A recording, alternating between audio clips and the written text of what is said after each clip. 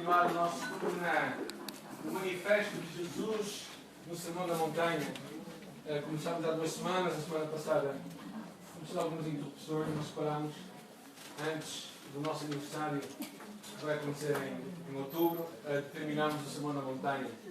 E por isso vamos ter que andar rápido, mas na verdade o Sermão da Montanha é basicamente um manifesto do reino que Jesus trouxe aqui à Terra.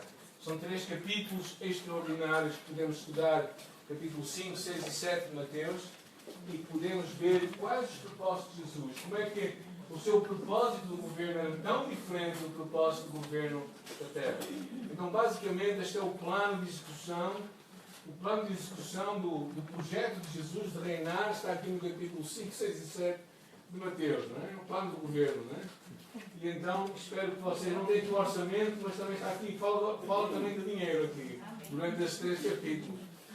E espero que hoje seja um tempo também para vocês poderem ouvir Deus falar convosco. Não é? Hoje vivemos tempos de espiritualidade muito vulgar, as pessoas adoram todo tipo de coisas. Na revista Visão estava a ler acerca da Deusa Mãe e um templo que foi construído aqui no nosso país para adorar a Deusa Terra.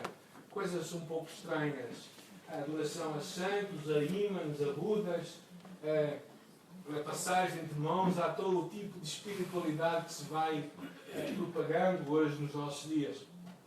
E na verdade muitos deles fugindo de uma religião que está cheia de regras tantas vezes e que optam por adorar um Deus à sua maneira. Não é? Afirmam que como não há uma verdade absoluta, então cada um deles pode tentar encontrar o seu caminho. Porém, se nós pensarmos um pouco, olhando por exemplo para um episódio que todos nós um dia vamos ter que encarar, olhando para a morte, isto também está um pouco triste. Olhando para a morte, será que aquilo que tu e eu acreditamos acerca dela vai afetar um bocadinho o que vai acontecer depois? Ou seja, imagina, por exemplo, que tu és daquele grupo que acredita na reencarnação. Será que por tu acreditares na reencarnação tu vais reencarnar porque acreditas nisso? Ou será que tu, por exemplo, tu acreditas que tudo vai terminar quando morrermos, é o ponto final da vida? Será que tudo vai ser assim? Ou será que a verdade vai mesmo acontecer? Eu penso que uma das coisas que me tem encorajado muito é olhar para a vida de Jesus Cristo. O único homem, Jesus Cristo, que viveu nesta terra, que morreu e que tornou a viver. E que por isso nos dá garantias de que há algo muito mais que vai acontecer depois. Então, a verdade é verdade, mesmo que todos digam que é mentira, e a mentira vai ser mentira, mesmo que todos digam que é verdade. E Jesus, claramente, quando esteve aqui na terra, nos deixou a sua mensagem ao dizer: eu sou o caminho, a verdade e a vida, ninguém vem ao Pai senão por mim. Jesus apresenta-se como a única forma que tu e eu conseguimos chegar até Deus. Por isso não há uma maneira, não podemos ir de qualquer maneira a Deus, se Ele já providenciou um caminho. Neste Evangelho do Reino, Jesus está a chamar o seu povo, um povo para ter uma comunhão com Ele. E Jesus, capítulo 5, vamos para o capítulo 5, versículo 17. Hoje vamos correr. Não sei se vocês estão com vontade, mas hoje vamos correr. Não tem que ser do vosso lugar, mas vai ser uma corrida ao longo deste texto, que é um texto muito, muito profundo e que eu não vou falar exaustivamente acerca dele, senão ficaríamos vários anos no Sermão da Montanha. Mas, de qualquer das maneiras, eu quis juntar este texto que fala acerca dos nossos relacionamentos. E por isso vamos ler a palavra de Deus. Vamos ficar em pé, está bem? Dentro do capítulo 5, versículo 17 até ao versículo 20. Encontraram? Quem encontrou diz graças a Deus? Amém. Quem não encontrou não diz nada. Continua à procura. Não penseis que vim revogar a lei ou os profetas, não vim revogar, vim para cumprir. Porque em verdade eu vos digo que até o céu e a terra passem, nem um i, nem um tio, jamais passará da lei. Ou seja, os mais pequenos vogais, até que tudo se cumpra. Aquele, pois, que violar um destes mandamentos, ainda que seja dos menores, e assim ensinar aos homens, será considerado o mínimo no reino dos céus. E aquele, porém, que observar e ensinar, esse será grande no reino dos céus. Porque vos digo que se a vossa justiça não excederem muito a dos escribas e fariseus, jamais entrareis do reino dos céus. Oremos. Senhor, nós oramos a Ti, porque acreditamos que esta é a Tua palavra e precisamos que Tu nos ajudes a conhecê-la e aplicar às nossas vidas. Pedimos isso de uma forma graciosa, em nome de Jesus. Amém. Podem sentar. Jesus começa aqui a falar de um tema interessante acerca da lei da graça. Até que ponto é que a tua vida ou a minha vida é baseada no cumprimento, numa obediência cega à lei. Ou seja, se nós cumprimos tudo direitinho, Deus vai ficar contente connosco. E agora eu pergunto, vocês conseguem cumprir tudo direitinho? Quem trouxe o carro nesta tarde? Ok, quantos de vocês não erraram em nenhuma regra do Código da Estrada nesta tarde? Quem pode dizer em consciência, fiz tudo direitinho, fizeste as curvas como deve ser. As curvas como deve ser, perpendicular. Estás assim a abanar a cabeça. Ok, não passaste nenhum sentido de prioridade, não deixaste nenhum. Será que não passei? Tu moras aqui perto, eu sei, mas mesmo assim já estás um pouco indecisa. Ou seja, na verdade, estamos a ver um bocadinho do dia da Susana. Imaginem como será a vida dela. E a nossa vida não será muito diferente, certamente. Ou seja, nenhum de nós pode garantir que vive tudo direito. Ou seja, na verdade, tu não te tornas, não és salvo por cumprires a lei de Deus em pormenor. Assim, nenhum de nós seria salvo. É bem claro aqui. Mas Jesus, ao mesmo tempo, não vem para anular a lei de Deus. E Jesus, nestes poucos versículos, ele nos dá alguns ensinos que eu acho que são chaves. A primeira delas é que tu e eu não nos tornamos salvos simplesmente por guardarmos a lei. Porque se fosse assim, nenhum de nós poderia dizer que era salvo. Porque tu e eu temos sempre algo para apontar na nossa vida. A segunda grande noção, a segunda grande leitura desta passagem, Jesus fala claramente disto, é que nós não devemos ignorar a lei de Deus, porque ela é para nós a vivermos, fazendo aquilo que nós queremos. Ou seja, a lei tem um propósito. Mas o propósito final da lei é tu e eu conhecermos a Deus. E é interessante este versículo 20, quando ele diz: porque vos digo que se a vossa justiça não excederem muito a dos escribas e fariseus, jamais herdareis o reino dos céus. A doutrina dos escribas e fariseus consistia realmente em procurarem cumprir a lei. Mas era só para inglês ver.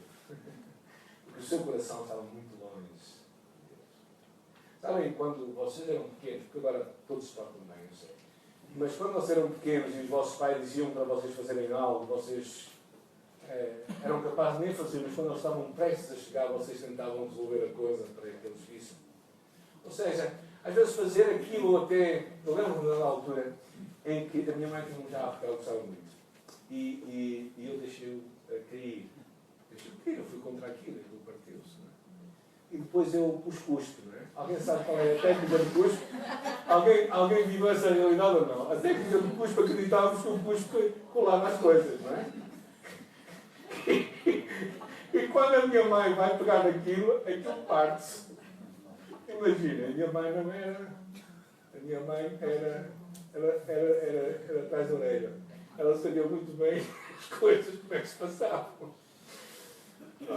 Mas verdadeiramente ela chamou a atenção, eu sabia que tinha sido eu. A grande propósito da lei é que tu e eu vivemos o que Deus tem para nós. Vivemos o projeto de Deus para nós.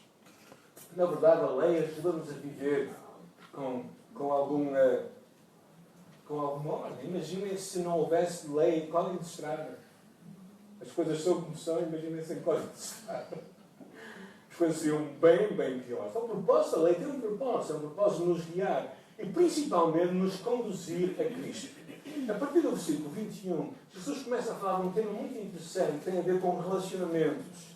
E ele começa a falar: ouviste o que foi dito aos antigos, não matarás. Jesus começa aqui a pegar nos 10 mandamentos, na segunda parte dos 10 mandamentos, que tem a ver com o relacionamento com os homens entre os homens. E o primeiro da segunda parte dos 10 mandamentos, o 6º mandamento, dizia: não matarás.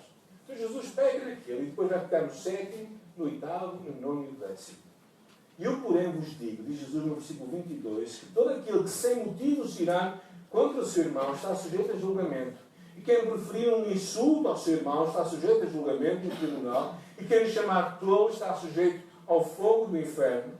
E se depois ao trazeres a tua oferta, ali te lembrares que o teu irmão tem alguma coisa contra ti, deixa perante o altar a tua oferta, vai reconciliar com o teu irmão e então volta e faz a tua oferta.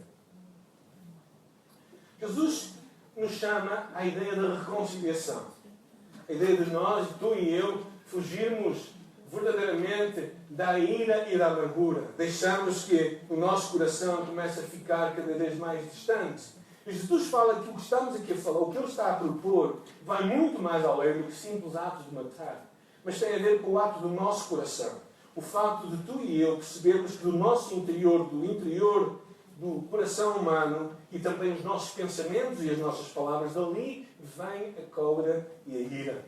Ou seja, quando tu e eu ficamos irritados, quando tu e eu até podemos bater em alguém, isso acontece porque tu estás a alimentar dentro de ti algo que não devia ser alimentado.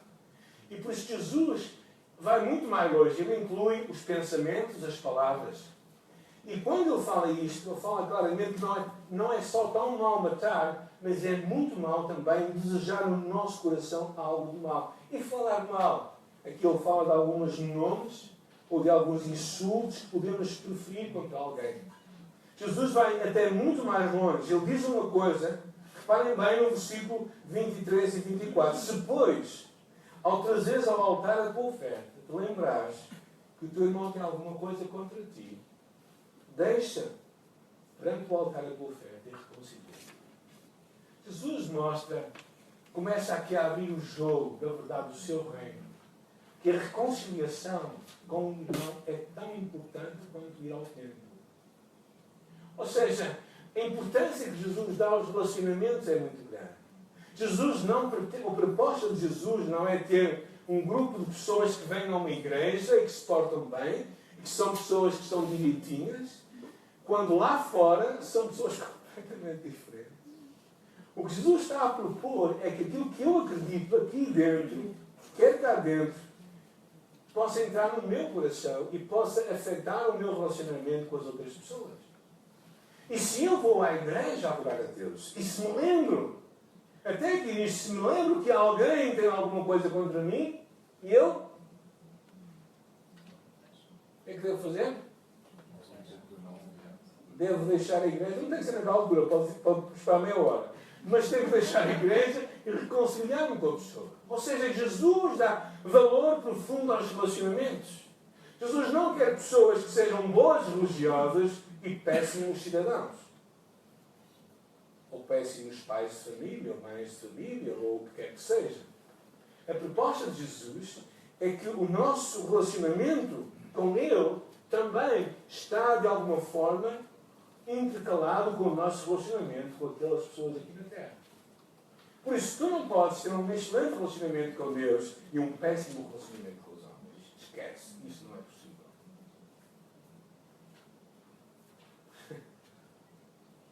Jesus avança um pouco mais. Jesus entra num outro tema muito interessante, o tema da pureza, versículo 27, 28, 29 e 30. Ouviste o que foi dito, não adulterarás. Eu, porém, vos digo, qualquer que olhar para uma mulher com intenção impura, no coração, já adulterou com ela. Se o teu olho direito te faz tropeçar, arranca-o e lança-o de ti. Pois se convém que se percam os teus membros e não seja todo o teu corpo lançado no fogo. Se a tua mão direita te faz tropeçar, corta e lança de ti. Pois se convém que se percam os teus membros e não vá todo o corpo para o inferno. Claro que Jesus não estava a falar isto de uma forma muito literal, porque se fosse assim,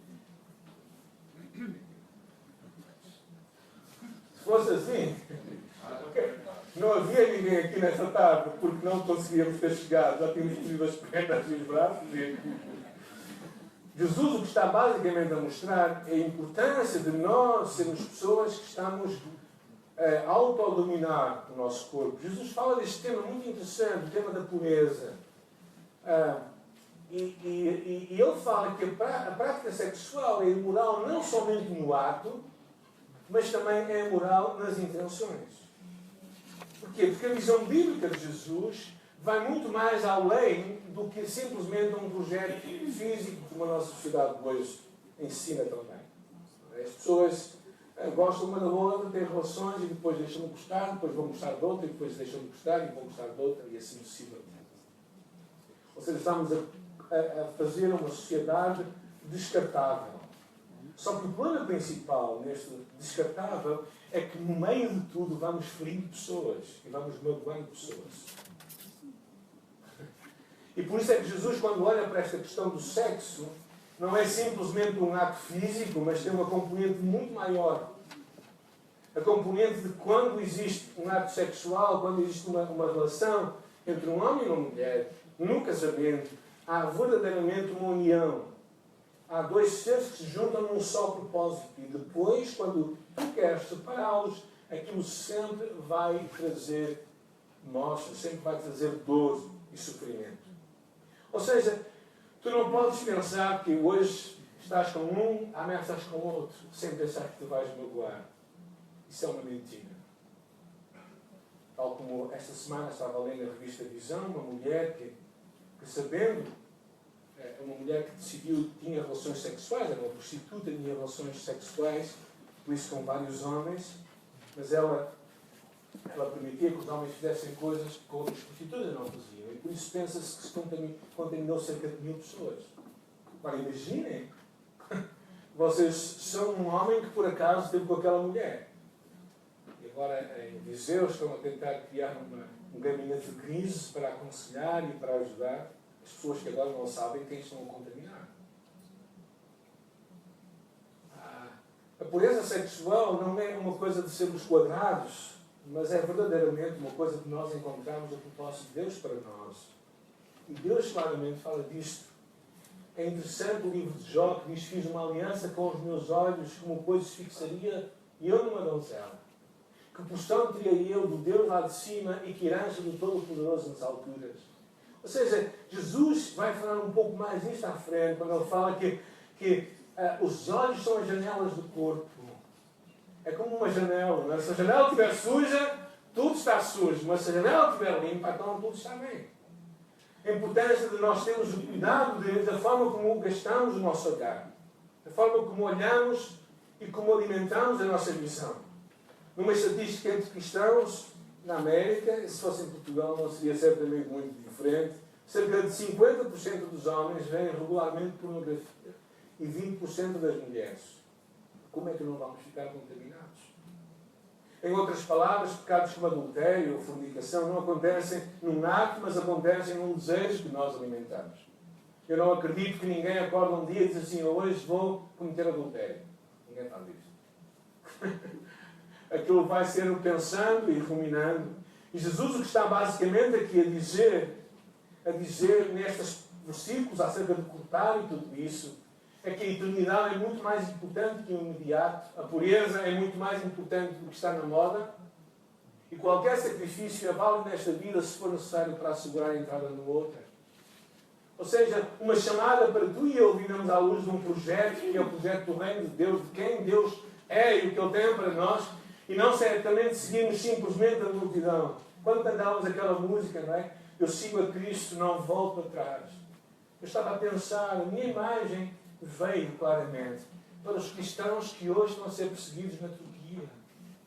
Os nossos irmãos que, ao cantarem isto, estão verdadeiramente a dizer: não volto atrás, eu estou disposto a morrer por amor a Cristo. Pergunto-me até que ponto é que eu e tu estamos verdadeiramente dispostos a fazer isto. Qual o sacrifício que tu estás disposto a fazer para andar com Deus? Até onde tu queres ir com Deus? Ou tu pensas simplesmente que o Evangelho é para te enriquecer, para te abençoar, para que tu vás bem na vida e não percebas que há um preço a pagar? Okay? E esta questão da pureza sexual é algo que Deus nos propõe hoje. Não somente porque Ele é um Deus quadrado, porque Ele não é um Deus quadrado, mas Ele é um Deus que criou as coisas para que aconteçam no tempo certo. E a vida tem coisas assim. Então, o casamento, a parte da relação sexual acontecer dentro do plano do casamento é projeto de Deus. Não para ser um desmancha prazer, mas porque vai nos trazer bênção e não prejuízo. Porque eu às vezes começo a pensar no tipo de sociedade que estamos hoje a promover. Uma sociedade em que pessoas andam com um e com o outro e que, de repente, quando vamos ver os filhos que se vão juntando, eu estava a falar com alguém, já não sei quem foi, que dizia que casou com uma pessoa e que ela teve 2 filhos, depois casou com outra e teve mais 2 filhos daquela, e agora está com uma terceira e tem um filho. Não é? E eu sei que a vida não é...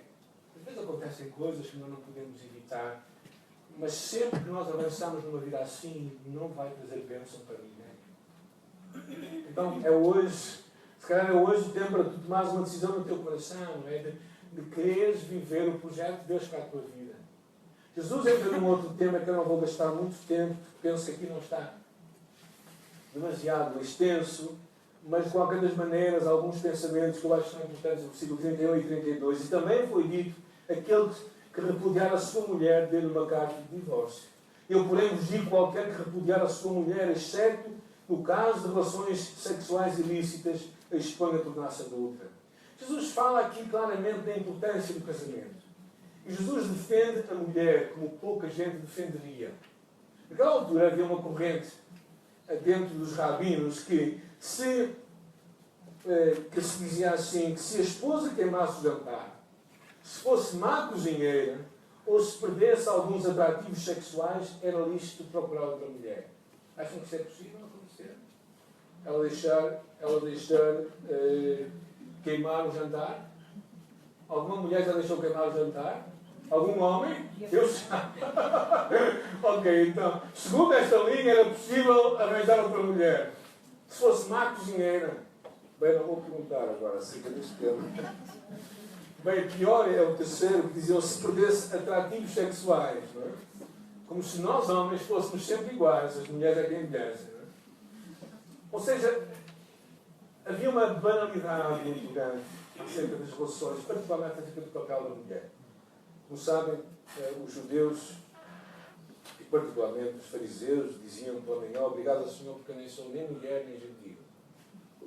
Os 2 motivos da gratidão. Porque as mulheres verdadeiramente eram muito maltratadas.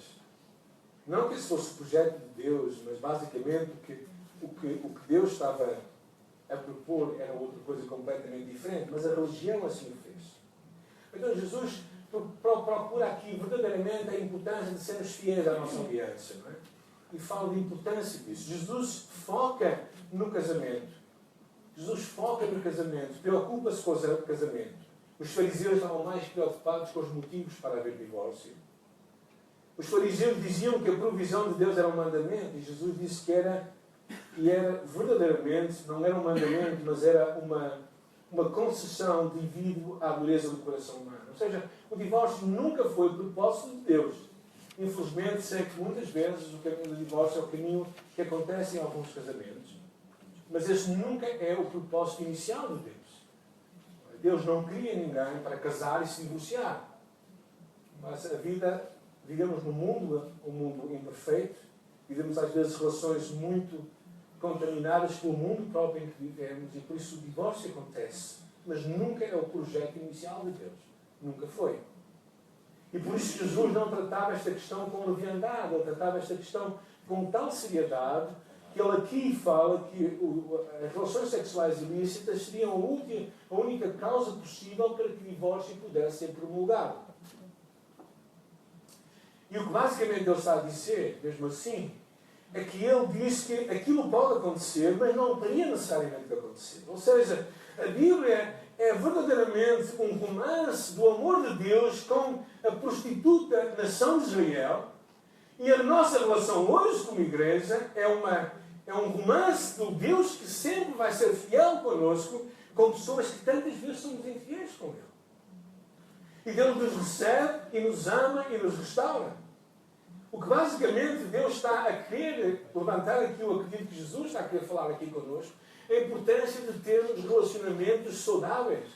E se amamos a Deus, queremos viver em obediência a este Deus que deu a sua vida por nós.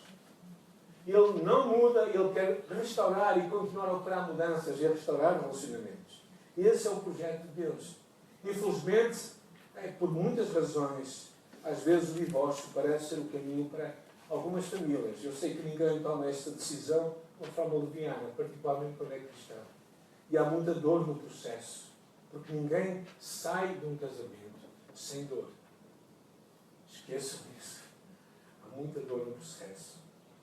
E eu sei que Deus é um Deus que mesmo assim restaura tantas vezes relacionamentos. Mas a sua intenção desde o princípio foi que o casamento fosse verdadeiramente para sempre. Essa é a sua intenção. Deus institui o casamento e permite o divórcio. Em Deuteronômio. E isto é interessante nós pensarmos, porque acho que é das coisas mais importantes, quando particularmente trabalho com pessoas que estou a preparar para se casarem, a importância de valorizarem a relação que estão a entrar naquela altura. Jesus toca neste assunto, nesta questão dos relacionamentos. Depois ele passa para um outro tema muito interessante, para a cultura portuguesa e particularmente brasileira também. E vamos falar também dos nossos irmãos brasileiros. Também ouviste o que foi dito aos antigos: não jurarás falso, mas cumprirás rigorosamente para com o Senhor os teus juramentos. Eu, porém, vos digo que aquilo que de modo algum jureis, nem pelo céu, nem pela terra, versículo 35, versículo 36, nem jures pela tua cabeça. Versículo 37, seja, porém, a tua palavra. O que é que diz no versículo 37? Sim, sim, não, não. O que passar disto vem do maligno. Ou seja, Jesus fala acerca de um tema muito interessante, sermos pessoas de palavra. Sabemos que no passado faziam-se negócios com uma palavra. Eu dava a minha palavra e a minha palavra era uma palavra de honra. Não era preciso escrever papel, não era preciso fazer contratos. Hoje nem contrato salva ninguém. Ou seja, dá-se a palavra, dá-se a caneta e fica-se descalço. Jesus fala desta grande importância da palavra do cristão ser uma palavra única. Não haver um ninho. Sabe o que é o ninho? Ensina não. E isto é uma coisa muito na cultura portuguesa, e penso também na brasileira bastante. Nós somos um povo muito, se tudo correr bem eu vou aparecer, talvez, pode ser. Usamos muito estas questões do se calhar, não? Se calhar então é o máximo. Ou seja, quando alguém me diz se calhar, eu já sei que não vai calhar. Quando ela diz pode ser, eu sei que quase certeza que não vai ser. Ou seja, nós temos que aprender a ser pessoas de palavra. Quando falamos algo, devemos cumprir aquilo que falamos. Será que as pessoas podem confiar nas nossas palavras? Houve alturas em que pedi a algumas pessoas para não prometerem nada, porque elas prometiam, saber que elas iam falhar. Então eu podia dizer, por favor, não prometas nada. E insistia com elas, porque sabia que elas tinham verdadeiramente uma tendência para não fazer aquilo que diziam que iam fazer. Essa é uma coisa que a mim me foi também educado pelos meus pais, e foi uma das heranças que os meus pais me deixaram. De sermos pessoas que os outros podem confiar em nós. Cuidar com as nossas promessas. Às vezes, há muitos meus amigos que me quase forçam a fazer uma promessa. Eu tenho duas promessas que tenho que cumprir. Uma é ir a Braga e outra é ir perto, em Oliveira das Meias, para visitar uma família. Foram duas promessas que eu fiz. Eu tenho muito cuidado com as promessas que eu faço. A de Braga eu vou cumprir em breve. A de outra família eu tenho que agendar. Porque termos uma palavra é algo que Deus espera de ti e de mim. E Jesus mesmo diz que verdadeiramente, vocês sabem, alguém quando era miúdo dizia que ia jurar pelo nome de alguém? Alguém fazia isso? Ou só Deus? Olha, também fazia isso? Era muito comum nós dizermos, eu juro por isso. Quando nós jurávamos, quanto mais juras, mais menos, dizemos nós. Ou seja, jurar é sempre... Para que jurar? Se a nossa palavra é assim. Basicamente, jurar não tem sentido. É o que Jesus está aqui a falar. Não vale a pena jurar, até porque não podemos controlar nada. E Jesus depois entra num outro tema, como veio mostrar no mesmo aqui a correr, mas é um tema muito forte, que é o tema da vingança. Versículo 38 a 42. Alguém pode ler, por favor? Ouviste que foi dito, por olho dente por dente, eu porém vos digo que não resistais ao homem mau, mas a qualquer que vos bater na face direita, oferece também a outra. Ao que quiser pleitear contigo, tirar-te a túnica, larga também a capa, e qualquer que te obriga a caminhar 1000 passos, vai com ele 2000 passos. dá a quem te pedir e não voltes as costas ao que disser que lhe emprestes.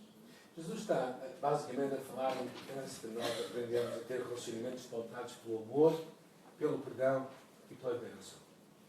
E não por uma justa retribuição daquilo que nos é feito. Ela fala olho por olho, dente por dente, é uma prática comum ainda hoje, por exemplo, no Médio Oriente, no contexto muçulmano. A ideia de termos uma retribuição justa e exata, que não era um mandamento, antes uma concessão e uma proteção, a qual devia refletir um espírito de vingança. Jesus nos chama a termos um posto muito maior, que era uma resposta adulta e cristã. O que acontecia naquela altura, por exemplo, é que se alguém matasse outra pessoa de uma forma não intencional, ela poderia sair dali e ir para um lugar chamado uma cidade de refúgio. É um sinal, é uma cidade onde pessoas que, de uma forma involuntária, tinham cometido alguns erros na vida, podiam ser protegidas enquanto estivessem na guerra. Então, basicamente, o que a ideia do Velho Testamento era que não ultrapassem aquilo. É porque é tipo criança. Quando uma criança leva um pontapé e a outra criança, o que é que vai levar? Um com um pouco mais de força. E depois vocês sabem o que acontece no final. Não é? Andam todos à cabeçada. Não é? Ou seja, retribuir justiça connosco nunca vai acontecer. Jesus propõe um outro caminho, que é um caminho do amor e do perdão. É um caminho verdadeiramente divino, que é muito difícil de viver, mas que é possível viver. Uma das histórias mais impressionantes aconteceu no ano, acho que foi 2007, 2008, numa pequena comunidade Amish nos Estados Unidos da América. Os Amish é um povo muito simples. É um povo que se recusou a avançar com a evolução, não tem carros, não tem máquinas. Então as suas casas é feito tudo. Mulher a lavar a mão, sem máquina de lavar. Também não têm carros, têm cavalos que os transportam para todo lugar. Nós são pessoas de muita paz, que vivem basicamente da agricultura e são pessoas que pelas suas mãos trabalham e têm o fruto do seu trabalho. Uma comunidade muito pacífica, e naquela comunidade havia uma pequena escola, uma escola para as crianças, e havia lá um homem que era um carteiro, um homem perturbado, não é? Que numa certa altura passou-lhe algo pela cabeça, uma coisa verdadeiramente demoníaca. E decidiu entrar naquela escola e decidiu matar 5 meninas, crianças. Depois de ter feito aquilo, na sua loucura também total, ele era pai de uma família, ele decidiu matar-se a si próprio. Para surpresa de todos, no funeral daquele homem, a comunidade Amish se uniu. E os pais das crianças que foram mortas foram ao funeral para abençoar aquela mulher que perdeu o seu marido e aquelas crianças que perderam o seu pai. Amor assim só Deus pode trazer ao nosso coração. Há um vídeo muito interessante chamado Amish Grace, que fala acerca desta história. A história de como é possível perdoarmos a quem a terra tira e leva os nossos próprios filhos. E Jesus o que propõe aqui, basicamente, é percebermos que o caminho do amor e do perdão é muito maior e muito mais sublime que o caminho da justa retribuição e da vingança. Por isso, se tu queres ser um homem e uma mulher a sério, daqueles valentes, tens que aprender a perdoar. Só pessoas valentes é que fazem isso. Só pessoas valentes é que conseguem amar e reconciliar-se. Só pessoas valentes é que conseguem verdadeiramente andar a segunda milha com alguém. E Jesus fala disto. E de uma forma ainda mais enfática, e ele avança no versículo 43, ele diz: o que foi dito, amarás o teu próximo e odiarás o teu inimigo. Eu, porém, vos digo, amai os vossos inimigos e orai por aqueles que vos perseguem, para que vos torneis filhos do vosso Pai Celeste, porque Ele faz nascer o sol sobre maus e bons, chuva sobre justos e injustos. Porque se amares aqueles que vos amam, que recompensa tendes? Não fazem os publicanos também o mesmo? Ou saudade somente aqueles que estão os vossos irmãos, que fazeis demais?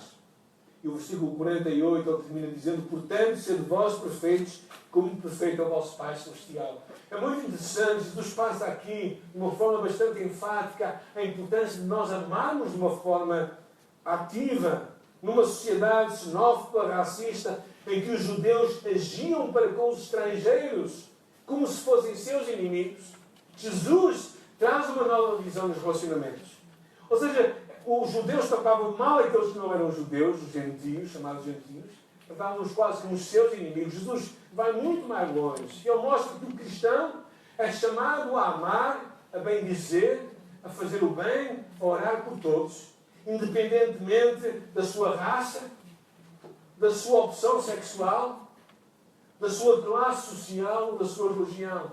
O cristão é chamado a amar de uma forma ativa e intencional. Um homem que viveu isto muito profundamente foi este homem chamado Bonhoeffer. Bonhoeffer era um pastor de uma igreja na Alemanha por altura da Segunda Guerra Mundial. E Bonhoeffer se levantou contra o sistema nazi e se colocou ao lado dos cristãos e começou a pregar contra a forma do nazismo, a forma como estava a tratar o ser humano.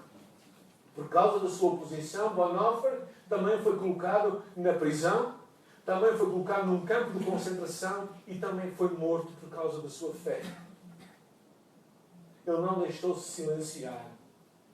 E naquela altura escreveu até um livro fascinante chamado O Discípulo. E ele diz assim: isto é o máximo. Na oração, colocamos-nos ao lado do nosso inimigo.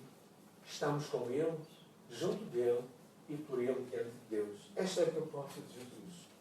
A proposta de Jesus é que se Cristo morreu por nós quando nós éramos seus inimigos, nós também temos que estar dispostos a amar os nossos inimigos. Amém? Poucos améns. Espero que sejam sinceros. Porque verdadeiramente é um grande desafio. Jesus claramente mostrou isto na sua vida. Se não pensemos em Cristo, o Santo dos Santos, o inocente, na cruz, olhando para aquela multidão que crucificava, dizer-lhe: perdoa-lhes, porque eles não sabem o que fazem. Só os cristãos podem amar os seus inimigos. Porque nós seguimos um Deus que amou os seus inimigos. Se olharmos para a morte do primeiro discípulo de Jesus, se olharmos para a morte de Estevão, e quando vemos Estevão a ser apedrejado, eu digo-vos, eu não vou dizer, eu não me importava de morrer, eu importava de morrer, ok? Vou ser honesto, pela minha fé. Eu não gostaria de morrer pela minha fé. Eu nem quero ousar dizer que estou disposto a morrer pela minha fé. Eu creio que Deus me dará capacidade e poder e coragem para fazer isto. Mas eu meço muito as minhas palavras. Mas quando pensamos em Estevão e ser morto apedrejado, quem acabou uma cortada na cabeça? Eu também já alguém. Dói. Agora vocês imaginem morrer apedrejado. Há de ser uma morte horrível. Morrer é mau. Morrer apedrejado há de ser pior. Mas morrer apedrejado, enquanto Estevão estava a morrer apedrejado, o que é que diz a Escritura em Atos capítulo 7? Olhando para cima, viu o céu abrir-se. E olhando para aquelas pessoas, disse: Pai, perdoa-nos. Não nos imputes este pecado. É tremendo, não é? É o que Jesus fala para nós. Ele diz: amai os vossos inimigos, orai por aqueles que vos perseguem. Sabes, quando tu consegues orar por bem de alguém que tu não gostas naturalmente, Deus vai mudar o teu coração. Já aconteceu isto com alguém? Comigo já aconteceu. Quando tu oras por alguém, Deus vai mudar o teu coração. E é isso que eu te chamo a fazer. Porquê? Porque o alvo da tua vida, da minha vida, qual é que é? Versículo 48. Alguém pode ler?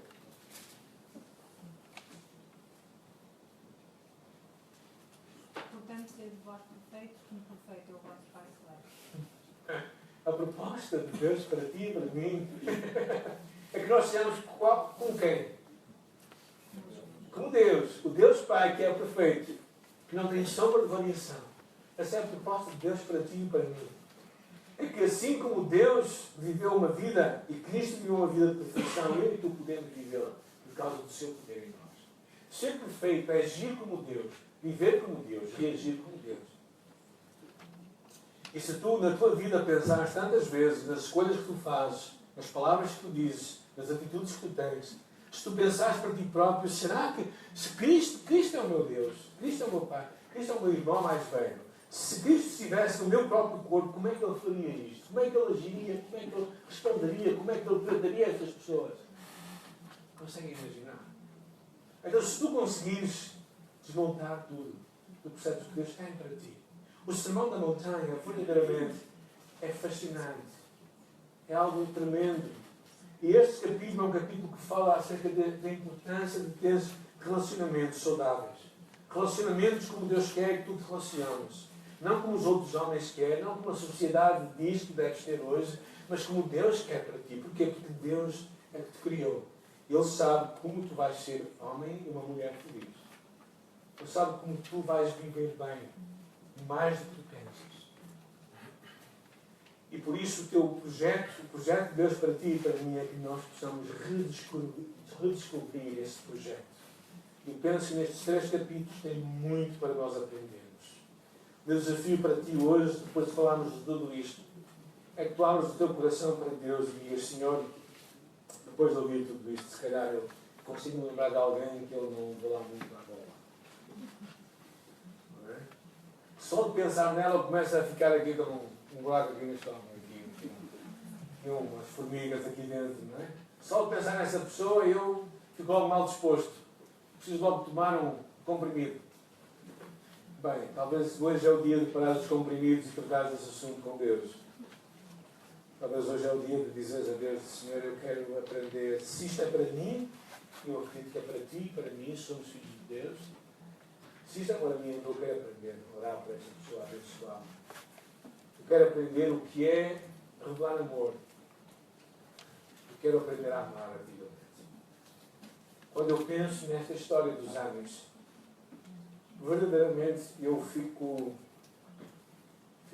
intrigado como o amor de Deus é tão grande. Como Deus é capaz de fazer tantos milagres em nossa vida. Não é? Eu me lembro quando um amigo nosso foi captado na Chechênia. Era missionário em Portugal. Foi para a Chechênia como missionário. E lá foi captado por chechenos. E foi levado para um lugar, uma escola. Foi descobrindo que era uma escola. E durante estes 6 meses que ele ficou preso, a família teve que ser evacuada naturalmente. Durante aqueles 6 meses que foram presos, tentaram fazer uma série de coisas, e uma das últimas coisas que fizeram foi cortar um dedo e enviá-lo para a família, a fim de mostrar que era sério o que eles estavam a fazer. Pela graça de Deus, ele foi liberto. E quando ele foi liberto, depois de 6 meses em cativeiro, lhe perguntaram a ele esteve aqui connosco, ele foi missionário cá em Portugal, lhe perguntaram a ele o que é que ele diria aos seus raptores. CNN estava a entrevistá-lo, aquela confusão, aquele entusiasmo todo da sua própria libertação, e lhe perguntaram a ele o que é que diria aos seus raptores. E ele, olhando nos olhos do repórter, disse que Deus os ama. Deus os ama. Eu acho que é só algo divino que pode trazer isto à nossa vida. É só algo muito divino. Eu acredito que isso é possível com o poder de Deus e com o Espírito Santo que habita em nós. Por isso, o meu proposta para ti e para mim hoje, se olharmos para este sermão da montanha, é que nós aprendamos este caminho nos nossos relacionamentos. Aprendemos a amar de uma forma ativa, interessarmos pelas pessoas e verdadeiramente ao seu encontro. E assim vemos os nossos relacionamentos a ser restaurados. E percebemos que a vida que Deus nos dá é para nós nos relacionarmos com os outros e verdadeiramente valorizarmos as outras pessoas. Por isso, se Deus trouxe à tua memória alguém enquanto falávamos nesta tarde, propõe no teu coração esta tarde dizer: eu vou resolver isto com esta pessoa, eu vou perdoá-lo, eu vou abençoá-lo e vou orar por ele. Oremos, fechemos os nossos olhos. Oremos com Deus. Senhor, nesta tarde, se calhar tu trouxeste ao nosso coração, à nossa mente, pessoas que têm incomodado a nossa vida, Senhor. pessoas que têm nos impedido de avançar a nossa caminhada contigo. E hoje, nesta tarde, nós queremos pôr um ponto final. Nós queremos verdadeiramente, de coração, perdoar, Senhor. Queremos verdadeiramente de coração, Senhor, perdoá-las por o mal que nos fizeram, que nos disseram, que pensaram de nós. E nesta tarde nós escolhemos perdoá-las e amá-las, Senhor. Sabemos que é uma escolha que nós fazemos, que só o Teu Espírito pode produzir em nosso coração. Mas nós acreditamos, pelo poder do Teu Espírito e pela Tua Palavra, que isso é possível. E por isso, nesta tarde, nós abraçamos o projeto de Jesus para nós. Abraçamos o projeto do Seu reino, do reino de Deus, como os valores do reino. Nós abraçamos para a nossa vida e dizemos, Senhor, nesta tarde, nós oramos, nós bendizemos, nós abençoamos aqueles que poderão ser os nossos inimigos. E nós escolhemos o caminho aparentemente mais difícil, mas mais abençoador, que é o caminho do perdão e da bênção. Por isso, Senhor, está connosco, com cada um de nós esta tarde, e permite que nós façamos isto para a Tua glória e honra. Nós oramos. Em nome de Jesus, nós dizemos Amém.